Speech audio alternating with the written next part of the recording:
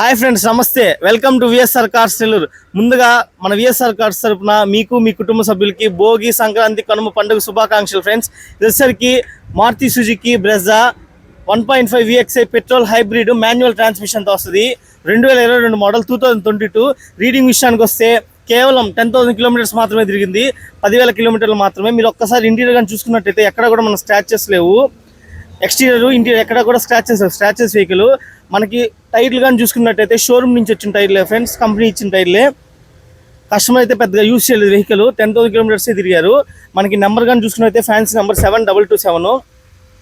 మనకి కస్టమర్ చెప్పిన ప్రైస్ వచ్చేసి 9,80,000, 9,80,000. మనకి నెగోషియబుల్ ఉంటుంది. 950 వరకు ట్రై చేసుకోవచ్చు.